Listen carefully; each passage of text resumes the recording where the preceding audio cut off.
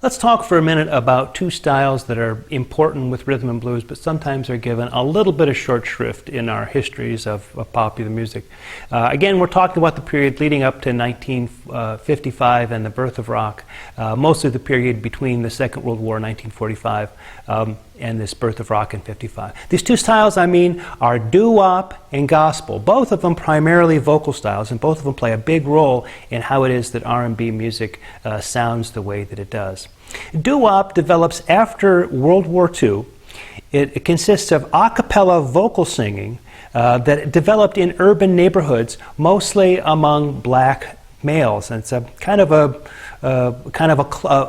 a cappella group. A doo wop group is kind of like a social club, and you would form it with kids who lived right on the same block as you, and you would work up arrangements, and then kids from these different blocks would go and challenge other doo wop vocal groups from other blocks, sort of competing for territory and that kind of thing. Now, I don't think there were ever any fights or that kind of thing. It wasn't an aggressive thing, but it was kind of a musical challenge, and it created a whole culture where you had, say, in blocks of New York or Baltimore, places like that, all kinds of these groups who probably had a number of tunes worked up as arrangements, but they had one worked up that was really kind of the knockout blow. Man, when they did that tune, that was their best shot at knocking the other group out. And so what happened is, in a search for talent for these R&B indie labels, producers would come around and they would bring these groups into the studio and find their best song, bring in a backing band and do an arrangement of it and rush it out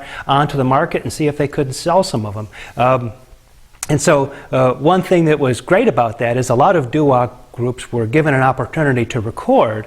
One thing that was not so great about it is that after they'd used their best number to do this recording, it was very difficult for them to follow up with the second or a third number because they'd already used their best stuff in it. Maybe it had taken them months to work that one up. How to have something to, how can I follow that? And so one of the stories of doo wop is it's filled with one-hit wonders precisely for this reason. Groups that had one big hit and then maybe a second one that wasn't as good and a third one that barely charted. There are other groups that had more success in that they were more professional singer kind of things, but there are an awful lot of one-hit wonders inside of doo wop. So if you want to think about some representative records for doo wop, that is that sort of choral vocal singing, that the term doo wop really comes from the nonsense syllables that sometimes they would use in the background vocals. A good example of that is the song from 1954 by the Chords called Shaboom. I won't insult you by singing it for you now, but if you can find a recording of that, you'll see that there's an awful lot of background singing that just kind of uses nonsense syllables for the singers to vocalize without specific lyrics. Of course, there are lyrics as well in the sung parts, but a lot of this nonsense syllable. Another great example is the Five Satins In the Still of the Night from 1956. One thing about these doo wop numbers is they would often become novelty tunes. In other words, there'd be some sort of funny hook with them that would make them sort of infectious and fun to listen to.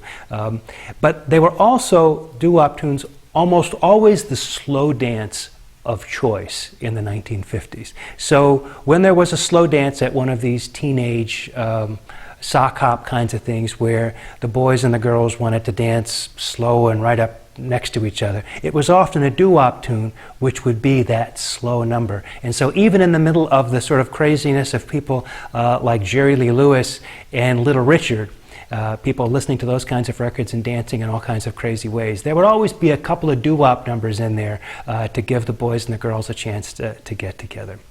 We should also talk about the roots of almost all rhythm and blues in the music of the church and the gospel tradition.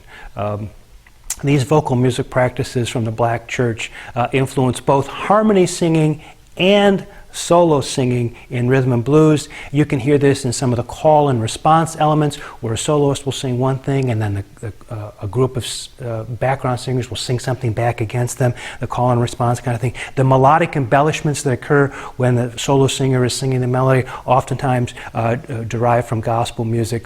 In gospel music, there is a traditional conflict between the music of the church, the gospel music, which was considered God's music, and the music of the club, the rhythm and blues music that would be played in bars in the evenings, which was considered the devil's music. Now this may seem simple-minded and simplistic to think of this sort of division between God's music and the devil's music, but a lot of R&B singers went through a certain kind of conflict, even kind of an emotional problem with moving, if they were already gospel singers, moving to pop music, or if they were pop singers, thinking they probably should give this music up and turn their musical talents toward praise and toward the church. And so this also happened with white musicians as well, but it's especially prominent as we get into the 50s, and there starts to be more and more of a market for R&B music, and a lot more things are crossing over. A lot more singers are tempted.